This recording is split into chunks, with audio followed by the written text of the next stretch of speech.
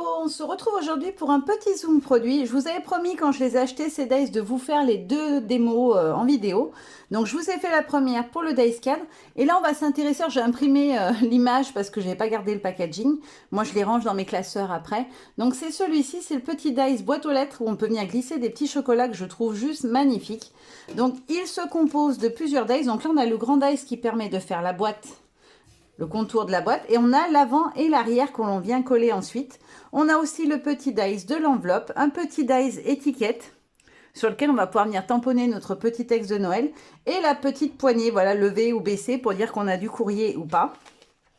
Alors pour commencer, je vais réaliser mes découpes. Alors j'ai choisi un des papiers de la collection Italian Style de Moda Scrap. Je me suis dit, tant qu'à faire du Moda Scrap, allons-y jusqu'au bout. Donc j'ai sorti mes petites chutes qu'il me reste du mini que j'ai fait et du Home Déco. Parce que j'avais fait deux créas. Pour celles qui ne les ont pas vues, vous pouvez les retrouver sur le blog de la boutique Sibella Scrap. Donc j'ai repris cette collection. Je vais utiliser le papier rouge parce que je trouve qu'il est vraiment dans la thématique Noël. Et je vais commencer par découper avec ma Big Shot le grand morceau de la boîte. Donc je vais prendre la partie qui est déjà entamée, histoire de donner un peu d'espace. Hop là, puis comme ça, s'il en reste un petit peu, ça me permettra peut-être avec les chutes de faire autre chose. Hop là. Hop.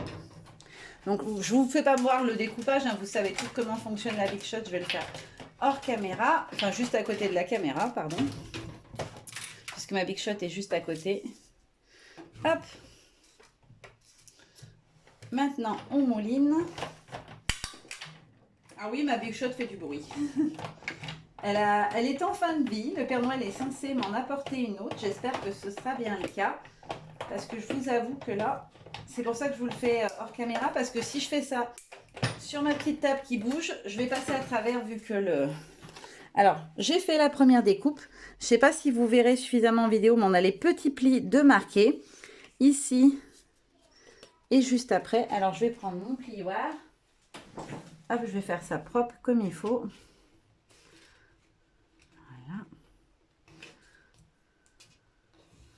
Voilà. Hop, le premier petit pli. Et on a un deuxième pli.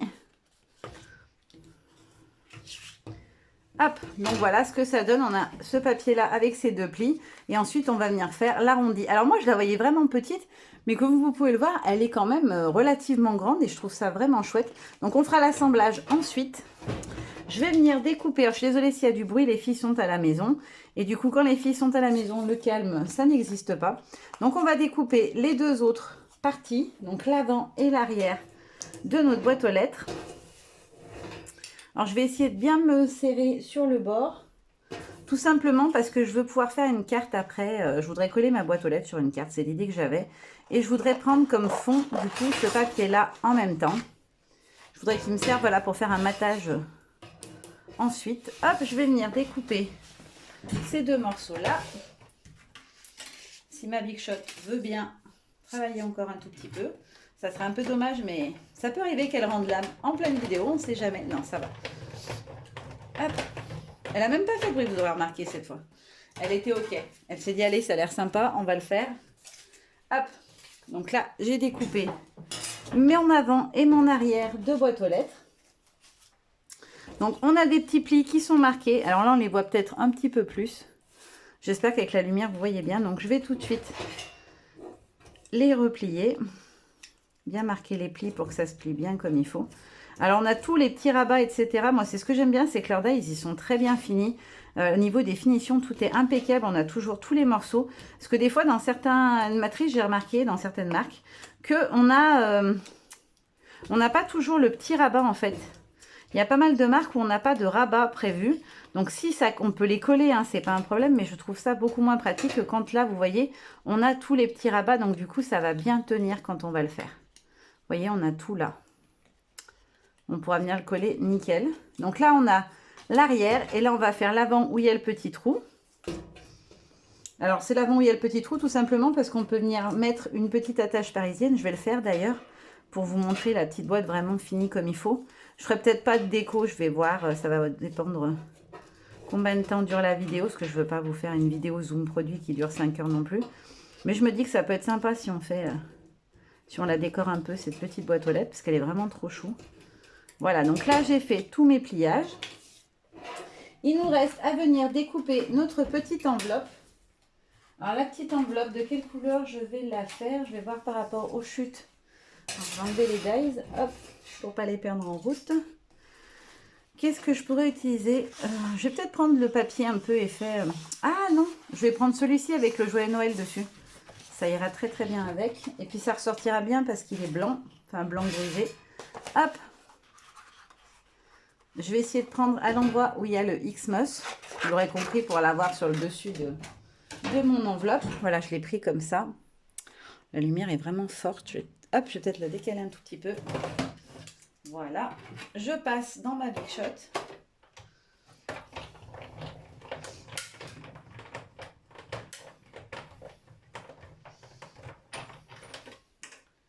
Hop là.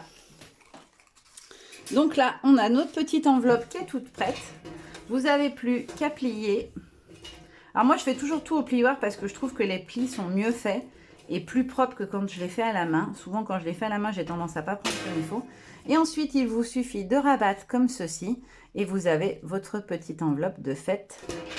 Hop, j'ai mal plié. Voilà. Il faut bien aplatir. Et alors, je l'ai à l'envers. Super. C'est pas grave, quand je vais la coller, on ne verra pas. Mais j'ai mis le Xmas du mauvais côté. J'ai pas regardé que le côté pointu... Si, c'est bon, en fait, c'est moi qui dis une bêtise. Le pointu, il va en bas, ce sera... Bah là, non, si, je suis bonne.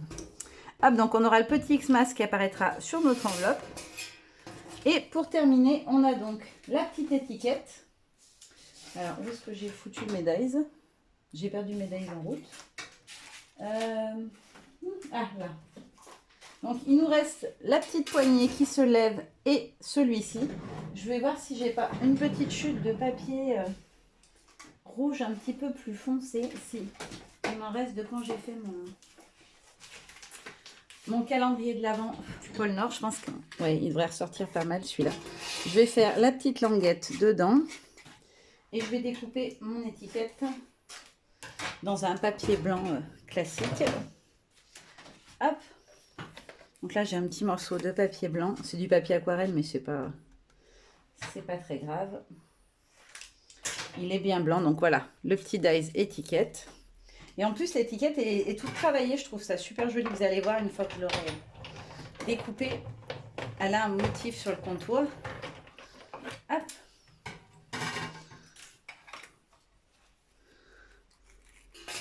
Vous voyez, elle est toute travaillée sur les bords.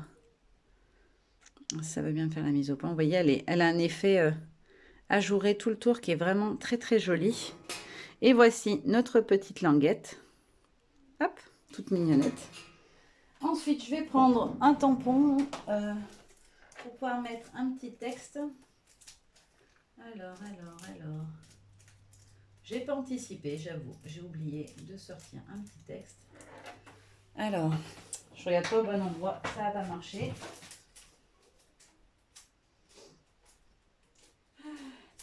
Tac.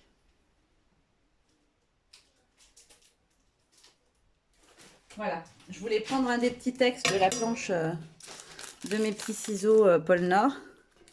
Ouais, il rentre nickel, le joyeux Noël. Je vais pouvoir le tamponner directement sur ma petite étiquette. Comme ça, c'est fait. Hop, je vais prendre une encre noire.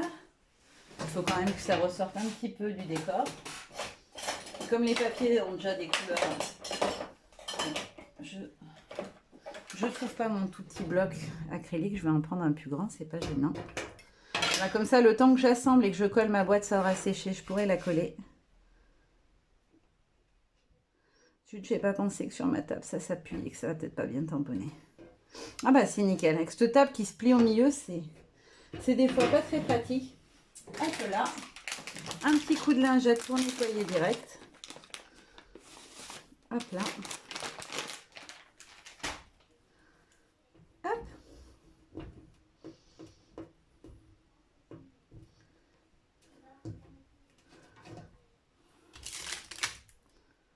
Voilà. Hop là. Alors ensuite, je vous ai dit, hein, je vais venir rajouter des petites décos. Pour l'instant, c'est surtout vous montrer à quoi ça ressemble. Hop là. Allez, on est parti. Donc, je vais venir encoller ce morceau-là qui va donc à l'intérieur. Alors, il faut que j'enlève parce que j'ai mis du double face au bout de ma colle pour pas qu'elle ne sèche. Vu que, comme je vous l'ai déjà dit dans une vidéo, j'ai perdu son bouchon. Bien évidemment, je n'arrive pas à l'enlever. Qu'est-ce que j'ai fait de mon aiguille? Ça m'aurait étonné que pour une fois, je n'ai pas une petite mini catastrophe. Ça n'aurait pas été un tuto de Céline. Vous auriez cru que j'avais triché. Alors, est-ce que je vais arriver à enlever ce bout de scotch qui s'est mis en travers?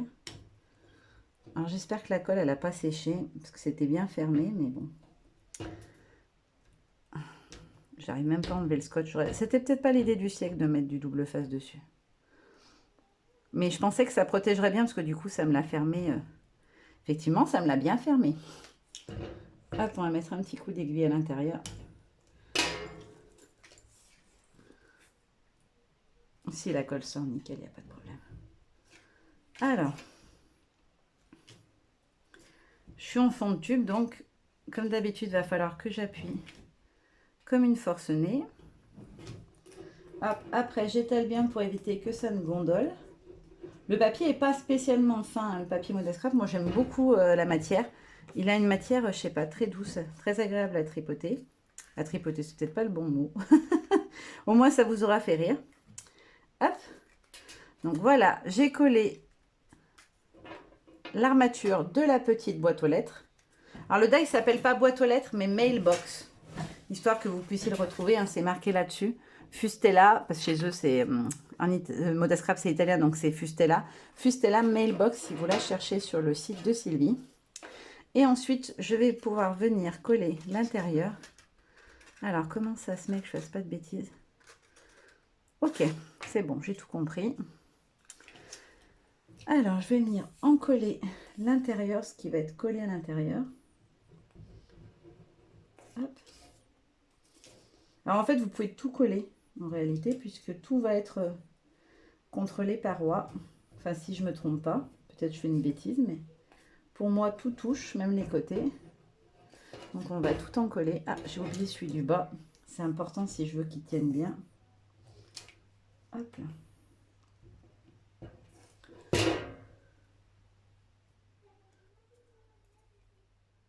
Hop, on va le rentrer dedans. Alors pour ce côté-là, ça va être un peu plus facile que pour l'autre parce que du coup, je peux rentrer mes doigts à l'intérieur. Et celui-ci ne se rabat pas. Donc je peux plaquer. Alors je vous conseille de le maintenir un peu en place quelques secondes, histoire que ça prenne. Et en fait, après il faut le rentrer à l'intérieur, mais pas de trop. Voilà. Il faut juste qu'il passe par en dessous. Voilà. Hop, maintenant je vais laisser sécher tranquillement. À l'intérieur, je vais bien plaquer. Vous voyez, vous venez plaquer à l'intérieur comme ça. Hop là. Hop. Alors, pour celui-ci, comment je vais le coller pour pas que ça bouge? Ouais, je vais coller les deux parties là pour qu'elles puissent rester ouvertes. Là, par contre, vous venez pas en mettre. Vous voyez, on a 3 plis. Il ne faut pas en mettre sur celui-là. C'est ce qui va vous permettre d'avoir le mouvement. Donc, si vous le collez, vous ne pourrez plus ouvrir votre boîte aux lettres, ce qui est un peu dommage. Puisqu'en en décoration, ça peut être joli de l'avoir ouverte avec des petits chocolats à l'intérieur. Ou ça peut même être mis sur la table, je dirais. Ça peut être une idée de déco, puisque de toute façon, quand on fait un petit repas, on peut le mettre en déco de table pour un anniversaire, à Noël, ce qu'on veut. Ah zut, j'ai oublié d'en mettre en bas. Je l'aurais fait d'un côté et de l'autre, parce que de l'autre côté aussi, j'avais oublié. Donc, je vais rentrer mes petits bords. Je vais venir le mettre à fleurs. Et je vais venir coller mes deux petites parties. Si ça veut bien, ne pas m'embêter. Hop, là, je vais le faire rentrer aussi à l'intérieur. Alors, je vous conseille de d'abord plaquer le bas et quand il tient, de venir faire l'intérieur. Voilà, comme ceci. Et si j'ai pas fait de bêtises, normalement, elle doit pouvoir s'ouvrir. Hop. Alors, elle s'ouvre pas en entier. Est-ce qu'elle s'ouvre en entier? Normalement, non, elle s'ouvre comme ça, c'est ça. On voit qu'elle s'ouvre et qu'elle est un peu penchée, donc elle s'ouvre comme ceci. Et après, vous venez glisser votre petit chocolat. Alors, si vous avez envie qu'elle s'ouvre plus, il vous suffit de ne coller que cette partie-là, la toute petite. Pendant que c'est pas collé, je peux le faire. Hop, voilà. Et là, elle s'ouvrira du coup à fond. Et il faut juste que vous pliez dans ce sens-là votre petit éventail, ce qui permet d'avoir une ouverture complète. Ouais, ça fait même plus joli. On va faire comme ça. Hop. Je vais la faire glisser bien comme il faut. Et je vais tout de suite mettre le pli dans le bon sens. Et voilà, du coup, comme ça, elle peut venir se refermer complètement. Et après, vous la faites juste passer à l'intérieur. Voilà. Alors là, je ne l'ai pas fait propre, hein, ça ne fait pas joli. Mais c'est juste pour vous montrer. Hop. Je vais bien la laisser sécher avant parce que je ne veux pas que ça se décolle tout. Donc, on va la laisser comme ça le temps que ça sèche. On va venir coller sa petite enveloppe. Alors déjà, je vais coller les 4 côtés.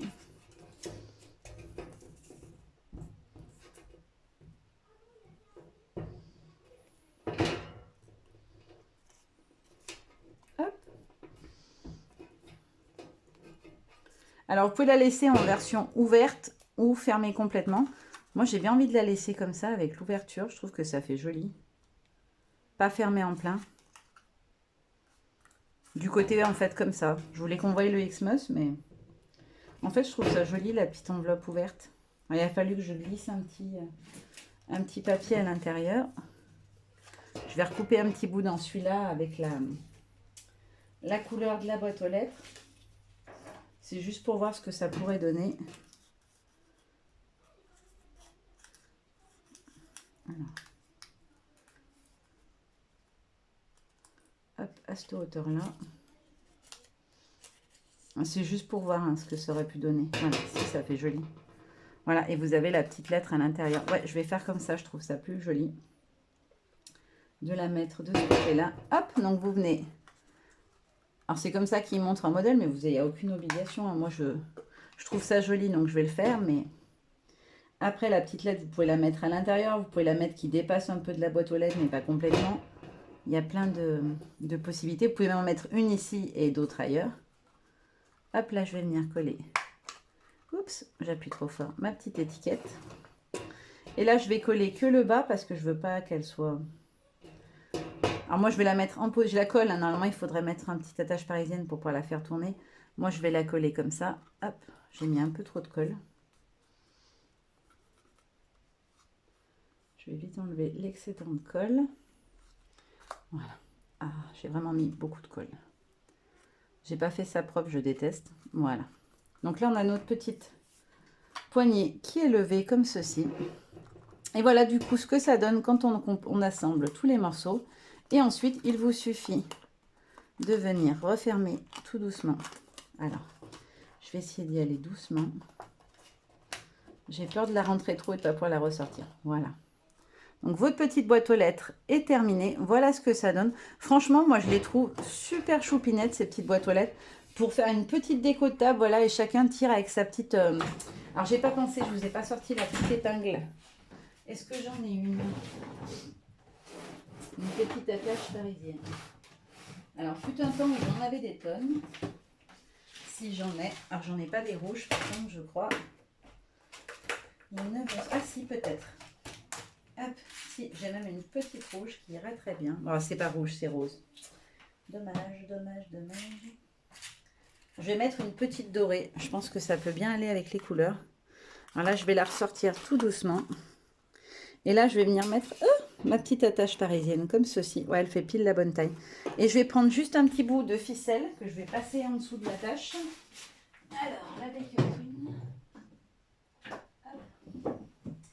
Donc, je vais prendre un petit bout de ficelle couleur Noël qui aille bien avec. Hop. Et en fait, je vais venir la passer sous l'attache parisienne avant de la fermer. Voilà, comme ceci. Juste pour que ça maintienne en place. Je l'écarte bien à l'intérieur. Et je vais recouper la ficelle parce qu'elle est trop longue. Hop, en biais.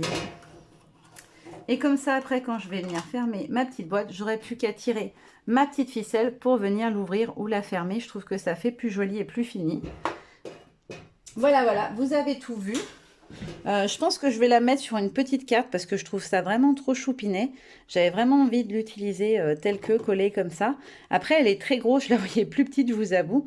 Donc à voir, mais en tout cas, comme ça, vous aurez vu comment fonctionne ce dies et ce que ça donne le rendu. Moi, franchement, j'adore. Je trouve ça trop trop chou. Puis voilà, indépendamment de la boîte, vous avez aussi la dies enveloppe que je trouve très sympa et qui peut servir sur... Oups, j'ai perdu la bobine de fil.